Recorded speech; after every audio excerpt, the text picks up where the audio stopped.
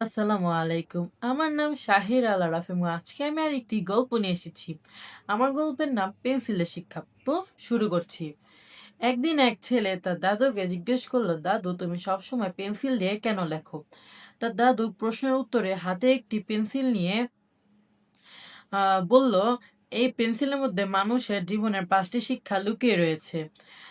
ছেলেটি আগ্রহের সঙ্গে সেই শিক্ষাগুলো যে শুনতে ছিল। দাদু বললেন, দাদু বলল, পেন্সিলের ভিতরের অংশ অনেক গুরুত্বপূর্ণ, তেমনি মানুষের বাহ্যিক সৌন্দর্যের চেয়ে গুরুত্বপূর্ণ তার চরিত্র। পেন্সিলকে ধারালো হতে হলে অনেক কষ্ট সহ্য করতে হয়, তেমনি জীবনের কষ্ট আমাদের অনেক শক্তিশালী ও দক্ষ করে তোলে। পেন্সিলের ভুল ইরেজার দ্বারা সংশোধন করা যায়, তেমনি মানুষ তার নিজের ভুল থেকে শিক্ষা নিয়ে তা সংশোধন করতে পারে।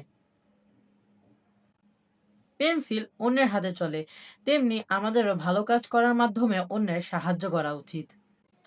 একটি পেন্সিল যতদিন চলে ততদিন দাগ রেখে যায়, তেমনি আমাদের ভালো কাজ করার মাধ্যমে মানুষের মনে ছাপ রেখে যাওয়া উচিত। ছেলেটি হাসলো এবং বলল, দাদু ভাই, আজকে থেকে আমি ভালো মানুষ হওয়ার চেষ্টা করব। গল্পের শিক্ষণীয় বিষয় এটি যে ভালো চরিত্র, পরিশ্রম ও আহ, ভুল ঠিক করার অভ্যাসগুলো আমাদের আহ, গল্পের শিক্ষণীয় বিষয় এটি যে ভালো চরিত্র, পরিশ্রম ও নিজের ভুল ঠিক করার অভ্যাসগুলো একটি মানুষকে মহান করে তোলে। গল্পের সাথে এতক্ষণ আমি ছিলাম শাহিরা আরিফ এবং আবার আরেকটি গল্প নিয়ে ফিরবো। ততদিন সবাই ভালো থাকবে, সুস্থ থাকবেন। আসসালামু আলাইকুম।